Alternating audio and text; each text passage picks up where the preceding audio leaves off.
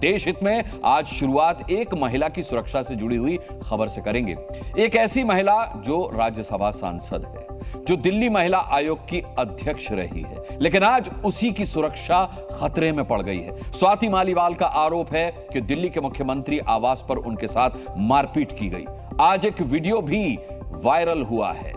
हम एक एक करके 8 बड़े खुलासे आपको दिखाएंगे, बताएंगे कि आखिर 13 मई की सुबह उस दिन मुख्यमंत्री आवास पर क्या क्या हुआ। जब यह घटना घटी उस दिन कमरे में कौन कौन मौजूद था, सीसीटीवी में कैद सच भी हम आपको दिखाएंगे, उसकी पड़ताल भी करेंगे। इस सवाल का जवाब भी तलाशेंगे कि स्वाति क्यों सीएम से मिलने उनके आवास गई थी। स्वाति मालीवाल ने सोशल मीडिया पर पोस्ट के जरिए किसे राजनीतिक हिटमैन कहा है, इस सवाल का जवाब भी आज तलाशेंगे कि क्या केजरीवाल स्वाति मालीवाल से नाराज हैं। यह भी जानेंगे कि क्या स्वाति मालीवाल की जान को कहीं कोई खतरा है, और यह भी बताएंगे कि आखिर विभव कुमार अब कहां पर हैं। तुम्हारी भी नौकरी होंगे तो मेरे को टच करना। आज मैं इन लोगों को सबको बताऊंगा।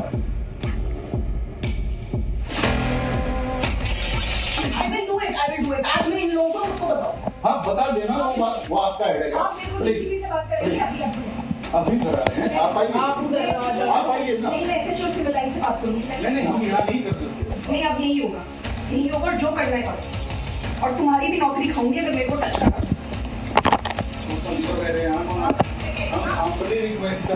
मैंने अभी 112 पे कॉल कर दिया, लेट द पुलिस का, उसके बाद मैं बात करूँ। तो पुलिस भी तो बाहर ही आएगी, वो यहाँ तक नहीं आएगी ना। नहीं, कुछ नहीं होता, अब अंदर ही आएगी जो होगा। मैडम बात तेरी हड्डी पसली तोड़वा देंगे और ऐसी जगह गाड़ेंगे किसी को पता भी नहीं चलेगा। 18 सेकंड का वीडियो और स्वाति मालीवाल के ये 15 शब्द बता रहे हैं कि उस दिन यानी 13 मई की सुबह सुबह सीएम हाउस में हालात सामान्य नहीं थे। एक महिला, एक सांसद और मुख्यमंत्री के आवास में कड़ी सुरक्षा के बीच स्वाति मालीवाल के साथ मारपीट की गई। आज हम स्वाति मालीवाल के साथ हुई मारपीट को लेकर 8 ऐसे खुलासे करेंगे जिससे इस पूरे मामले की गुत्थी सुलझ सकती है। वायरल हो रहे इस वीडियो में जमकर बहसबाजी हो रही है। बताया जा रहा है कि स्वाति मालीवाल ड्राइंग रूम में मुख्यमंत्री अरविंद केजरीवाल से मिलने आई थी। एफआईआर के मुताबिक स्वाति मालीवाल किसी खास मकसद से आई थी। खास बात यह है कि स्वाति यहाँ बिना बताए नहीं पहुंची थी। इससे पहले उन्होंने अपने मोबाइल फोन से यहाँ आने की खबर पहुंचाई थी, लेकिन उन्हें यहाँ कोई नहीं मिला। आखिर स्वाति सीएम हाउस के मेन गेट से दाखिल हुई थी। उस वक्त तक विभव कुमार वहां मौजूद नहीं थे। स्वाति को बताया गया था कि सीएम केजरीवाल घर में ही हैं और वो वहां ड्राइंग रूम में केजरीवाल से मुलाकात करने के लिए इंतजार करने लगी। स्वाति को बताया गया कि कुछ देर में ही सीएम केजरीवाल उनसे मिलने यहां ड्राइंग रूम में आ रहे हैं, लेकिन अचानक विभव कुमार यहां आ धमके।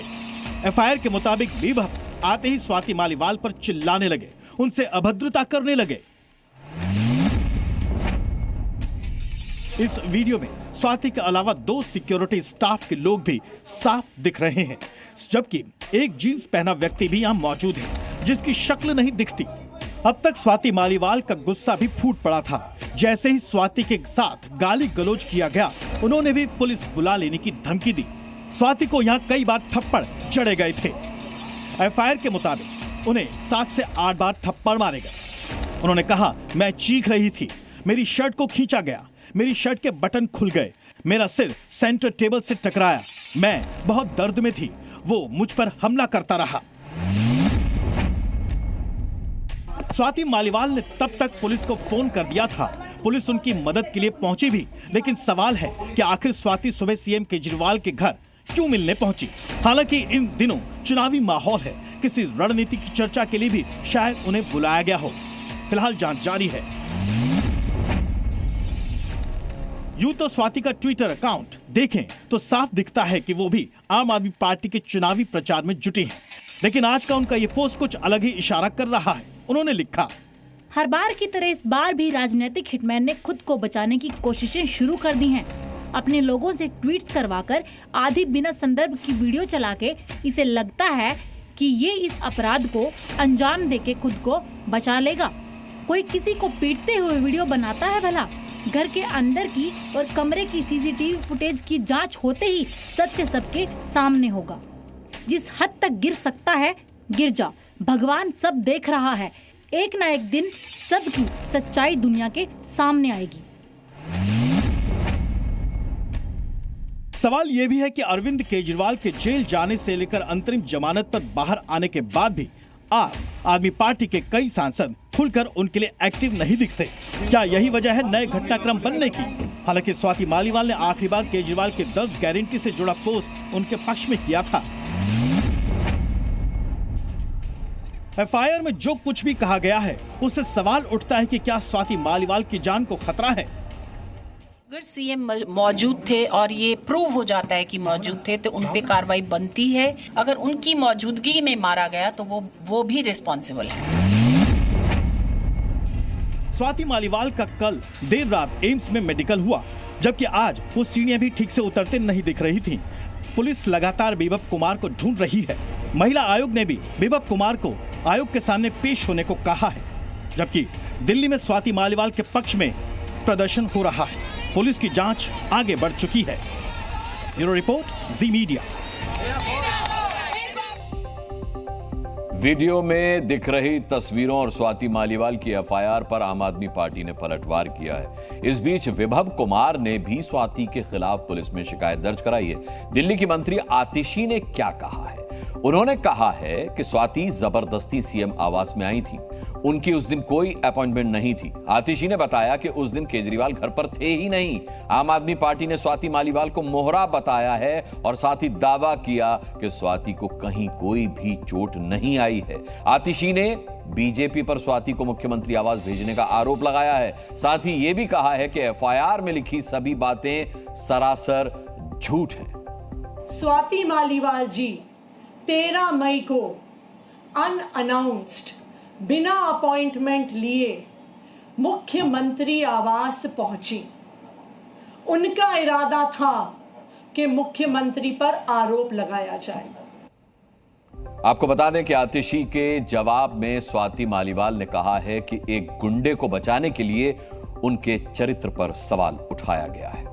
चलिए इस खबर पर नजर रहेगी, अपडेट आपको देते रहेंगे। फिलहाल देशहित की अगली खबर का रुख किए लेते हैं। पश्चिम बंगाल की मुख्यमंत्री ममता बनर्जी को भी जान से मारने की धमकी दी गई है। दीदी के राज में बंगाल के अंदर चुनावी हिंसा लगातार बढ़ी है, ये हम सब जानते हैं। हम सब तस्वीरें देखते हैं, वीडियोस देखते हैं, लेकिन इस बार दीदी खुद निशाने पर हैं। ये पोस्टर देख रहे हैं आप? जी हां, ये इस पोस्टर पर बंगाली में 6 लाइनों की धमकी लिखी गई है। इसे मैं आपको हिंदी में बताता हूं कि ये लिखा क्या है। इस पे लिखा है, ममता बनर्जी और अभिषेक बनर्जी दोनों की गाड़ी में धक्का मारकर खून करूंगा। ये सुनकर सभी लोग दिए जलाएंगे। मेरी स्क्रिप्ट चिट्ठी है, सीक्रेट चिट्ठी है, इसे पढ़ लेना। यानी धमकी देने वाले ने यह बताया है कि ममता और उनके भतीजे अभिषेक की हत्या कैसे की जाएगी। हावड़ा जिले के उलुबेरिया इलाके में नेशनल हाईवे 16 के पास यह पोस्टर लगाया गया है। इसके साथ एक चिट्ठी भी छोड़ी गई है। देशहित में मेरा मानना है कि ऐसी धमकी देने वालों के खिलाफ सख्त एक्शन होना चाहिए। पश्चिम बंगाल और आंध्र प्रदेश, मैं आपको बता दूं, ये 2 ऐसे राज्य हैं जहां चुनाव के दौरान और चुनाव खत्म होते होते ही उस जगह पर सबसे ज्यादा हिंसा हुई है। लेकिन बंगाल की हालत कुछ ज्यादा खराब है। वहां हिंसा और जान लेने की धमकी देना ये बहुत आम बात है। ममता बनर्जी को धमकी किसने दी, इसका पता अब तक पुलिस को नहीं चला है, लेकिन राजनीतिक दलों को पता चल गया है कि यह काम किसका है।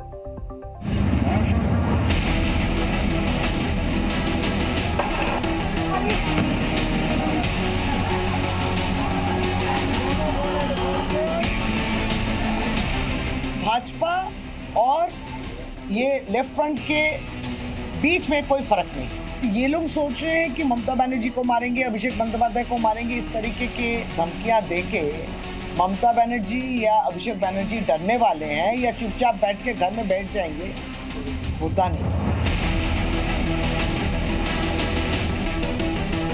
ये तृणमूल कांग्रेस का करतूत है।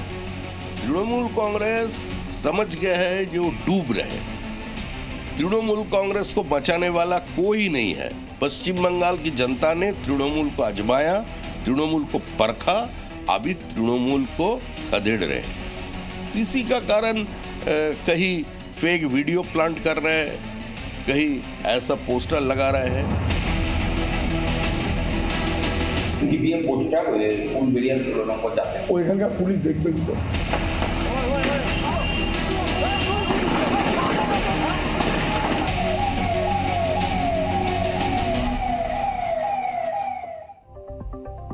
हिंसा हो, धमकी हो, बंगाल में सब कुछ खुलेआम हो रहा है। कभी बीजेपी कार्यकर्ताओं को मार दिया जाता है, कभी टीएमसी के कार्यकर्ता की जान ले ली जाती है। यही सब चल रहा है और एक दूसरे पर दोनों दल आरोप लगाकर आगे बढ़ जाते हैं। वैसे धमकी सिर्फ ममता बनर्जी को नहीं मिल रही है, ममता भी धमकी दे रही हैं, लेकिन उनकी धमकी किसी की जान लेने की नहीं है, उनकी धमकी मोदी से बदला लेने की है। हल्दिया में चुनावी रैली के दौरान मंच से ममता बनर्जी ने सीबीआई और ईडी और इनकम टैक्स का नाम लेकर ये धमकी दी। धमकी सीधे तौर पर मोदी सरकार को थी। सुनिए क्या कहा ममता बनर्जी ने। ডিএম চেঞ্জ করেছিল, এসপি চেঞ্জ করেছিল, আইসি চেঞ্জ করেছিল, আর ইলেকশন হয়ে যাওয়ার পরেও লোডশেডিং করে দিয়ে রেজাল্ট পাল্টে দিয়েছিল। আমি আজ নাও কাল এর বদলা তো নেবই, কিভাবে নেব, কেমন করে নেব সেটা আগামী দিন পথ দেখাবে। চিরকাল বিজেপি থাকবে না, চিরকাল সিবিআই কোলে রেখে দেবে না, চিরকাল ইডি গায়ে কোলে রেখে দেবে না, চিরকাল ইনকাম ট্যাক্স কোলে রেখে দেবে না। একদিন না একদিন উপযুক্ত জায়গা যারা করেছেন তাদের উদ্দেশ্যে বলি, ঈশ্বর আল্লাহ বলে কিছু যদি থাকে তারাই করে দেবেন। पश्चिम बंगाल में सीधी टक्कर टीएमसी और बीजेपी के बीच ही है, इसीलिए ममता के निशाने पर बीजेपी और बीजेपी के निशाने पर टीएमसी रहती है। आज पीएम मोदी उत्तर प्रदेश के बाराबंकी में चुनावी रैली को संबोधित कर रहे थे। वहीं से उन्होंने ममता बनर्जी पर निशाना साधा। मोदी ममता बनर्जी को सार्वजनिक मंचों से दीदी कहा करते थे, लेकिन यूपी के मंच से उन्होंने ममता को अखिलेश की नई बुआ बता दिया। यहां जो बबुआ जी है, बबुआ जी यानी हमारे समाजवादी शहजादे, अब उन्होंने एक नई बुआ की शरण ली है।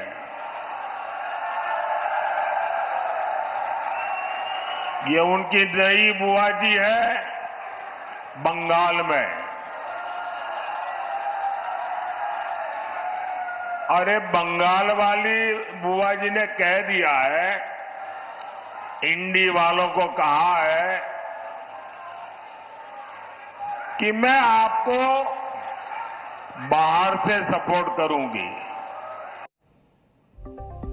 बुआ और बबुआ ये नाम यूपी के चुनाव में मायावती और अखिलेश यादव को लेकर चर्चा में आया था, लेकिन अब मायावती की जगह पीएम मोदी ने ममता बनर्जी को अखिलेश की नई बुआ बताया है। अब जवाब जो है वो ममता को देना है। जिस रैली से पीएम मोदी अखिलेश यादव को समाजवादी शहजादे और ममता को नई बुआ कह रहे थे, उसी रैली से पीएम मोदी ने ऐसा बयान दे दिया जो राम भक्तों को भयभीत कर सकता है। पीएम ने दावा किया कि अगर कांग्रेस और समाजवादी पार्टी सत्ता में लौटी तो अयोध्या में राम मंदिर पर बुलडोजर चल जाएगा। इस दौरान उन्होंने विपक्ष को सलाह दी, बुलडोजर कहां चलाएं और कहां नहीं। इसका ट्यूशन वो योगी आदित्यनाथ से ले सकते हैं। सपा कांग्रेस वाले, इनके लिए देश वेश कुछ नहीं है भाई, उनके लिए तो उनका परिवार और पावर, यही उनका खेल है। सपा कांग्रेस वाले सरकार में आए तो रामलला को फिर से टेंट में भेजेंगे और मंदिर पर बुलडोजर चलवा देंगे। क्या योगी जी से यही सीखना है क्या? अरे जरा योगी जी से ट्यूशन लो, बुलडोजर कहां चलाना कहां नहीं चलाना।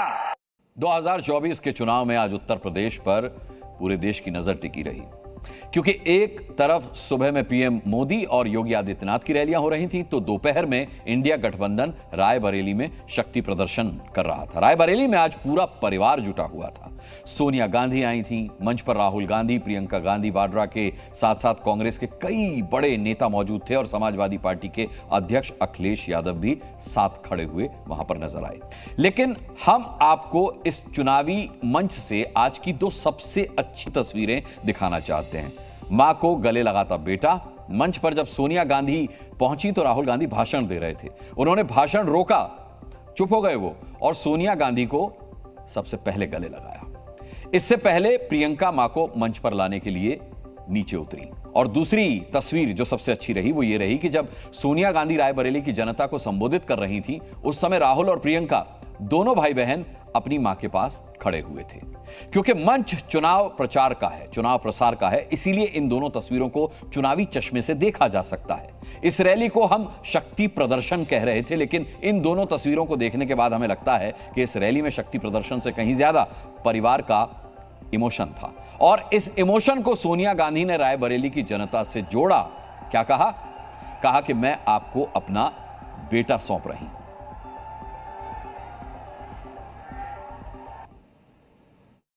मैं आपको अपना बेटा सौंप रही हूं। जैसे आपने मुझे अपना माना, वैसे ही राहुल को अपना मान कर रखना है। ये राहुल आपको निराश नहीं करेगा। रायबरेली और अमेठी समेत देश की उन 49 लोकसभा सीटों पर 20 मई को वोटिंग होगी। कल चुनाव प्रचार का आखिरी दिन रहेगा, इसीलिए सोनिया गांधी आज रायबरेली आई। अब आपको रायबरेली से बाराबंकी तक कैसे उत्तर प्रदेश में मोदी और गांधी परिवार के बीच खटाखट वॉर छिड़ी है, ये दिखाते हैं।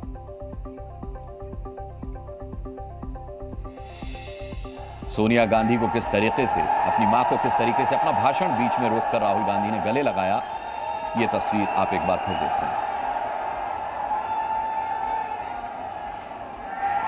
इसीलिए हम इसे शक्ति प्रदर्शन से ज्यादा इमोशन की तस्वीर कह रहे हैं। ये एक परिवार का इमोशन है, वो परिवार जो खुद को रायबरेली से जोड़ता है। इसीलिए सोनिया गांधी ने लोगों को भी इमोशनल किया और कहा कि मैं आपको अपना बेटा सौंप रही हूं।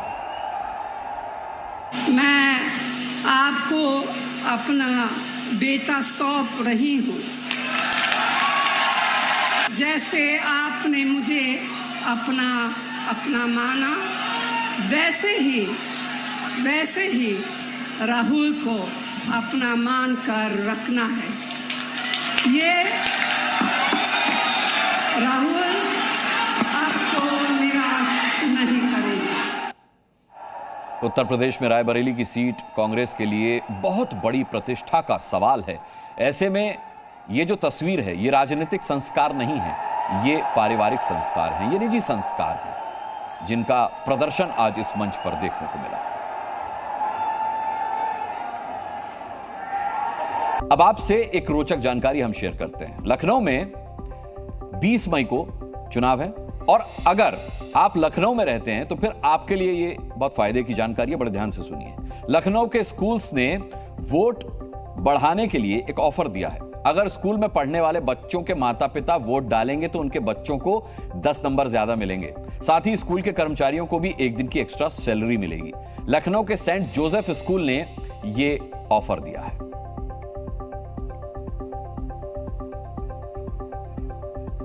एक और जानकारी अब आपको हम दिए देते हैं।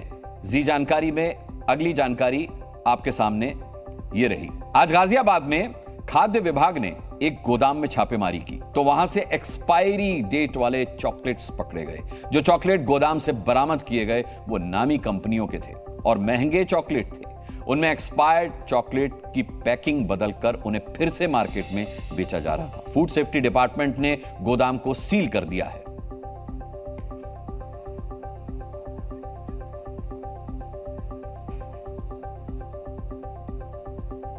तो देखा आपने, ये चॉकलेट्स जो आपके बच्चे बेहद चाव से खाते हैं, ये किस तरीके से उनकी सेहत बिगाड़ सकती हैं। राजनीतिक दलों की सेहत के बारे में भी हम आपको लगातार जानकारी दे रहे हैं। आज किस तरीके से मोदी बाराबंकी में थे और रायबरेली में पूरी कांग्रेस थी, आपने देखा। पूरे दिन भर किस तरीके की चुनावी सरगर्मी रही, एक रिपोर्ट में देख लीजिए।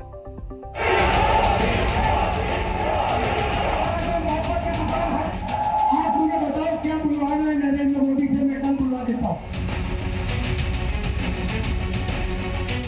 पंजे और साइकिल के सपने टूट गए, खटाखट खटाखट। तो मैंने कहा कि हम बैंक अकाउंट में ठकाठक ठकाठक ठकाठक ठकाठक पैसा लाएंगे। नरेंद्र मोदी अपने भाषण में कहते हैं ठकाठक ठकाठक ठकाठक ठकाठक। हार का ठिकरा किस पर फोड़ा जाए, खटाखट खटाखट। गुड बाय, बस हो गई गुड बाय नरेंद्र मोदी जी की। विदेश यात्रा का टिकट भी बुक हो गया है, खटाखट खटाखट। ये समाजवादी के कार्यकर्ता और कांग्रेस के कार्यकर्ता इंडिया गठबंधन को यहाँ उत्तर प्रदेश से विजयी बनाएंगे। तो कहते हैं मोदी हिंदू मुसलमान करता है। अरे मोदी तो बोलना पड़ता है तुम्हारे पापों का ये पूरा इतिहास देश को बताने के लिए। 1 और 1 11 हो गए हैं तो भारतीय जनता पार्टी वाले 9 2 11 हो जाएंगे। कांग्रेस के एक नेता ने कह दिया कि रायबरेली के लोग प्रधानमंत्री चुनेंगे। ये सुनते ही समाजवादी शहजादे का दिल ही टूट गया। बस आंसू नहीं निकले, लेकिन दिल के सारे अरमा बह गए।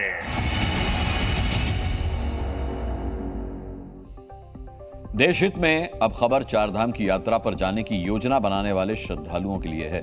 दरअसल हफ्ते भर के भीतर ही चारधाम की यात्रा करना चुनौती भरा हो गया है। प्रशासन को व्यवस्था बनाने के लिए लगातार मशक्कत करनी पड़ रही है, जबकि वहां पर अब तक इस यात्रा में निकले 12 श्रद्धालुओं की मौत हो चुकी है। हजारों श्रद्धालु जो हैं वो घंटों से जाम में फंसे हुए हैं। पिछले सालों की तुलना में इस बार दोगुनी भीड़ हो चुकी है।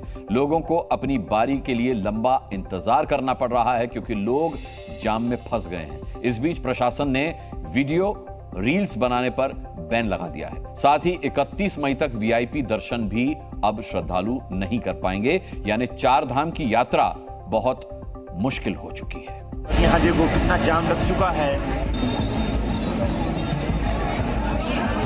भीड़,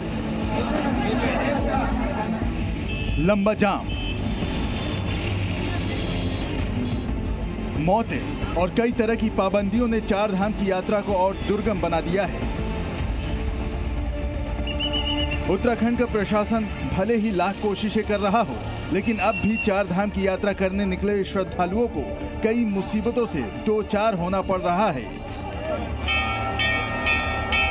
10 मई को केदारनाथ, गंगोत्री, यमुनोत्री और 12 मई को बद्रीनाथ के कपाट खोले गए थे, लेकिन तब से लेकर अब तक हफ्ते भर के भीतर यहाँ की व्यवस्था पूरी तरह चरमरा गई। ये तस्वीरें किसी से छिपी नहीं हैं। केदारनाथ धाम के दर्शन करने से पहले ही 24 वर्षीय युवक को अस्पताल पहुंचाना पड़ा है। साइड।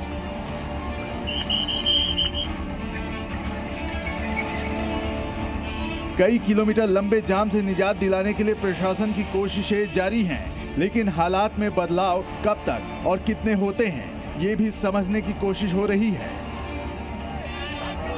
रास्ते में रुककर जो लोग वीडियो या रील बना रहे थे, उनके लिए भी खबर ये है कि अब ऐसे वीडियो बनाने पर बैन लगा दिया गया है। मंदिर के 50 मीटर के दायरे में रील बनाने पर भी बैन लगाया गया है। ऑफलाइन रजिस्ट्रेशन भी फिलहाल के लिए रोकना पड़ा है, यानी बिना पंजीकरण के यात्रियों का जनपद में प्रवेश पूरी तरह से बंद कर दिया गया है। अगले 3 दिन ऑफलाइन पंजीकरण पर रोक रहेगी। बड़ा स्पष्ट है कि बिना रजिस्ट्रेशन वाले और उसके बाद जो नकली रजिस्ट्रेशन वाले, उनको हमने चारधाम यात्रा में प्रवेश नहीं करने देना है। आपको बता दें कि अब तक चारधाम की यात्रा के लिए 26 लाख से अधिक तीर्थ यात्री पंजीकरण करा चुके हैं। ऐसे में भारी संख्या में यात्री चारधाम पहुंच रहे हैं। अब तक लगभग 3 लाख से ज्यादा लोग चारधाम के दर्शन कर चुके हैं। जाहिर है अभी चारधाम यात्रा की योजना बना रहे लोगों को हर बात पर ध्यान देना होगा। अभी यात्रा करें या ना करें, इस पर तय करना चाहिए। ब्यूरो रिपोर्ट, जी मीडिया। और अब देश हित में यूपी के मदरसे की बात। उत्तर प्रदेश के सहारनपुर में देश का सबसे बड़ा मदरसा है जो महिला और पुरुषों में भेद करना सिखाता है, दारुल उलूम देवबंद। ये वही संस्थान है जो फतवा देने के लिए अक्सर चर्चा में रहता है। दारुल उलूम में देश ही नहीं बल्कि दुनिया से लोग इस्लामिक शिक्षा हासिल करने के लिए आते हैं, लेकिन संस्थान ने अपने एक फैसले से मुस्लिम महिलाओं के प्रति अपनी सोच को उजागर कर दिया है। दारुल उलूम ने अपने परिसर में मुस्लिम महिलाओं की एंट्री को कर दिया है बैन, और इसके पीछे की वजह जानकर आपको थोड़ी हैरानी भी होगी और थोड़ी हंसी भी आएगी। दावा है कि जो महिलाएं यहां आती थी वो रील्स बनाती थी, इसलिए उन्हें बैन कर दिया गया है। सवाल है कि क्या पुरुष रील्स नहीं बनाते? क्या पुरुष मोबाइल का इस्तेमाल नहीं करते? इस एक तरफा फैसले से दारुल उलूम की महिला विरोधी सोच पर सवाल उठ रहे हैं।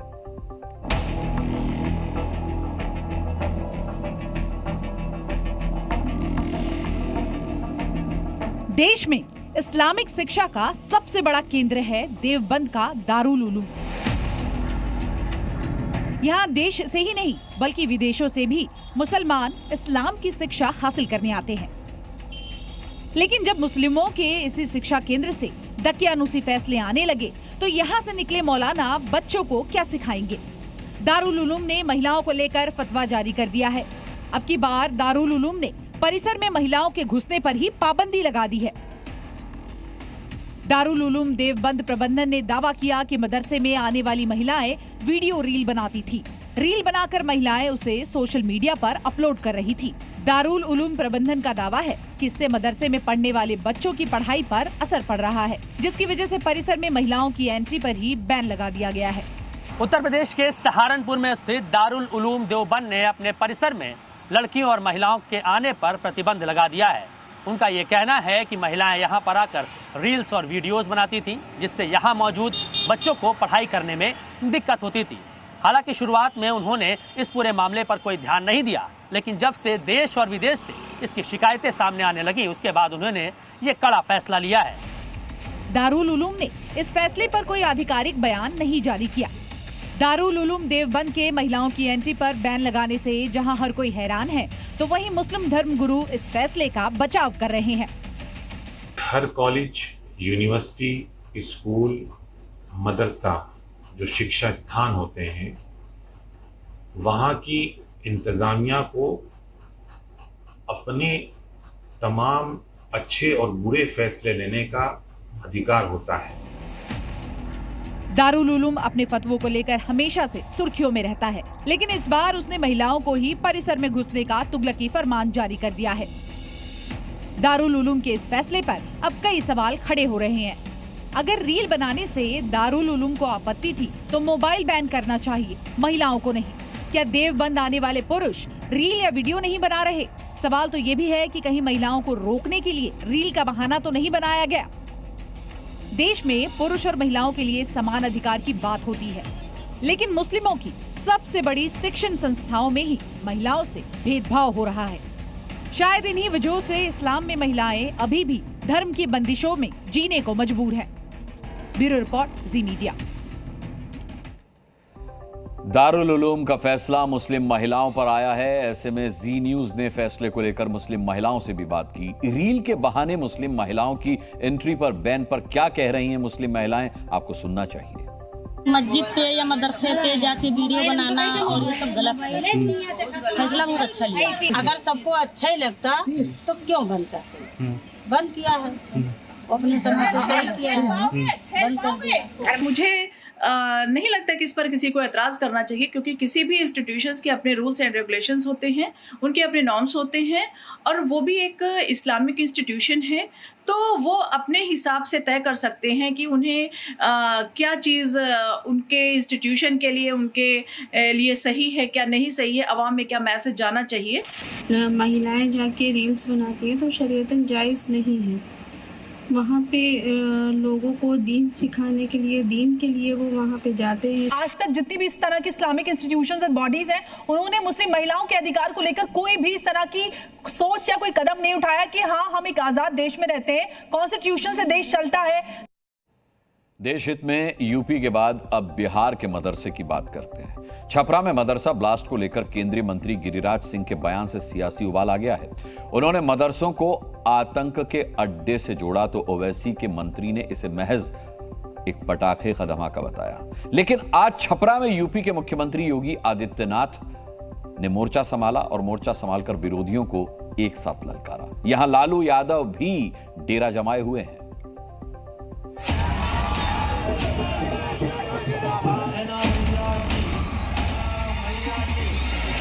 हम उत्तर प्रदेश वासी बिहार को अपना ननिहाल जैसा मानते हैं।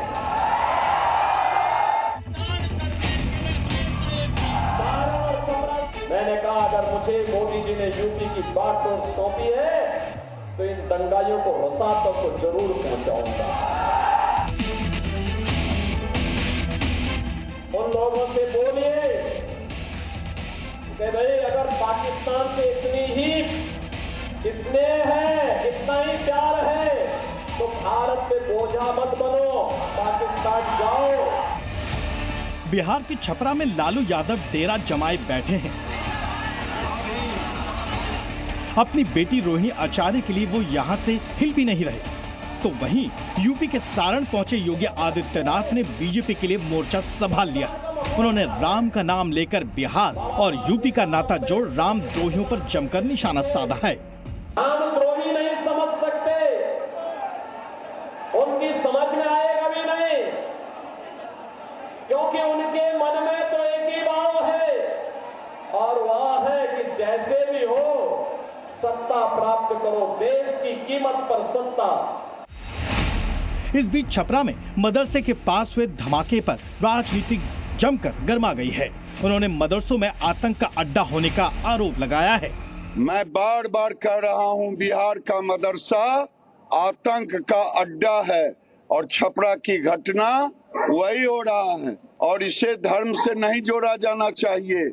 मदरसा आज साबित हो गया।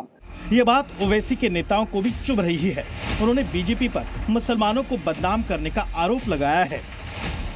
पड़ाका उड़ाका फोड़ा था, मदरसे ही को हमेशा टारगेट किया। यही नीतीश जी के राज में, यही तेजस्वी डिप्टी सीएम थे, तो मदरसा अजीजिया को जलाया गया बिहार शरीफ में। डॉक्टर राजेंद्र प्रसाद का नाम लेकर मुस्लिम नेता बीजेपी पर हमला बोल रहे हैं। डॉक्टर राजेंद्र प्रसाद और मुंशी प्रेमचंद जैसे लोग मदरसे से पढ़ करके निकले और हिंदुस्तान पर राज किया। अगर गिरिराज सिंह अगर ये कहते हैं कि मदरसे में आतंकवादी अगर पैदा होते हैं, तो क्या वो ये कहने की जुर्रत कर पाएंगे कि डॉक्टर राजेंद्र प्रसाद आतंकवादी थे? नहीं कर सकते। तो वहीं योगी आदित्यनाथ भी चुनावी मंच से देश की आजादी का जिक्र कर विरोधियों को करारा जवाब दे रहे हैं। बिहार की बुद्धिमत्ता ने देश और दुनिया को एक दिशा दी है। बिहार यह भारत के पहले राष्ट्रपति डॉक्टर राजेंद्र प्रसाद जी की पावन जन्मभूमि है और ये बिहार देश की आजादी के बाद देश के सबसे बड़े राजनीतिक आंदोलन जिसने लोकतंत्र को बचाया था, सदैव जयप्रकाश जी की भी पावन धरा है। आपको बता दें कि बिहार में करीब 2500 मदरसे हैं, जिनमें 7 लाख से ज्यादा बच्चे पढ़ते हैं। मुस्लिम नेता गिरिराज सिंह को पाकिस्तान का मंत्री बनने की बात कर कटाक्ष कर रहे हैं।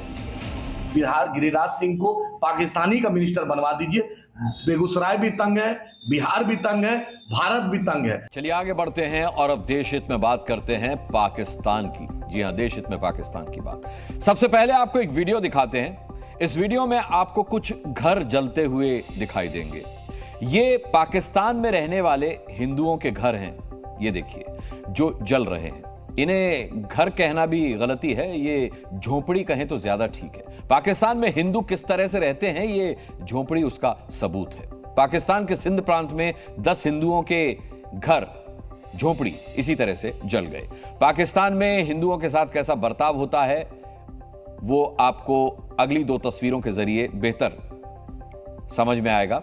एक तरफ हिंदुओं के घर में आग लगी थी तो दूसरी तरफ पाकिस्तान के प्रधानमंत्री शहबाज शरीफ चुटकुले सुन रहे थे, हंस रहे थे, बात बात पर तालियां बजा रहे थे। पाकिस्तान में हिंदुओं के साथ हो रहे बर्ताव का एक सबूत यह भी है।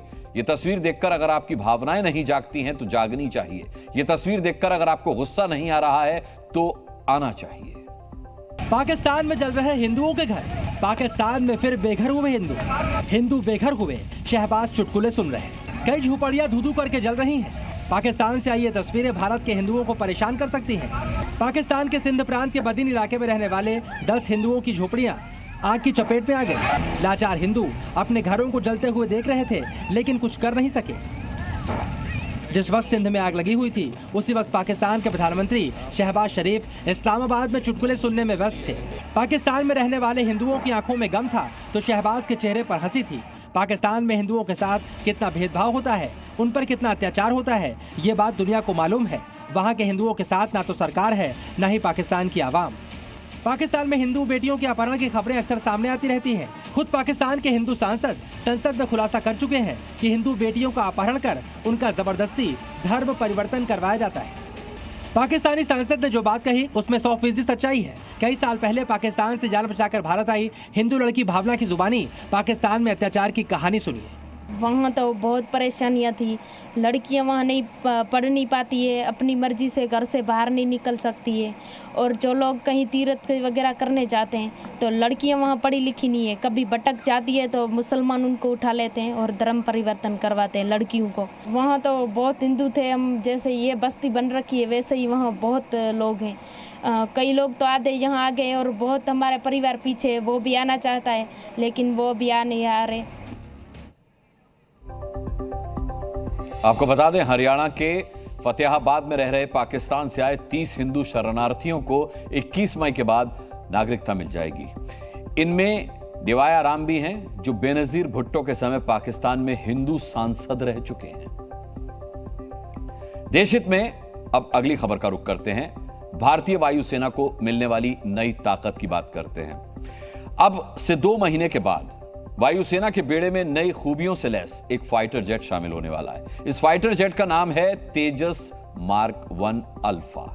तेजस देश का स्वदेशी फाइटर जेट है। तेजस फाइटर जेट से पहले ही वायुसेना में शामिल है। नया तेजस पुराने तेजस से कैसे अलग होगा यह आपको जानना चाहिए। पुराने तेजस की तुलना में तेजस मार्क 1 अल्फा में 43 सुधार किए गए हैं। इन्हीं सुधारों के कारण नया तेजस पुराने से कहीं ज्यादा ताकतवर और घातक हो गया है।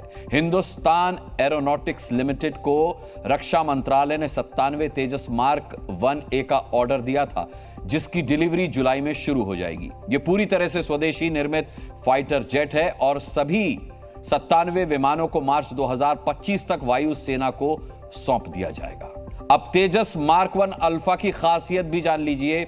यह रडार की पकड़ में नहीं आ सकता। विमान में लगे सिस्टम को जाम करना मुश्किल होता है।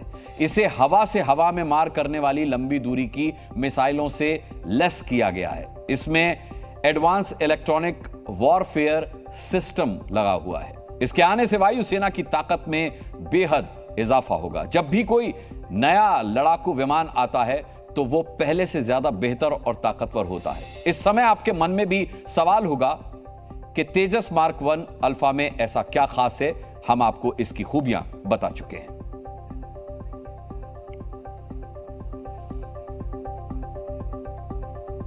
इसी के साथ देश हित में आज के लिए इतना ही। अब सोमवार की रात 8 बजे देश हित की तमाम खबरों के साथ फिर हाजिर हो जाऊंगा। तब तक के लिए इजाजत दीजिए। शुभ रात्रि।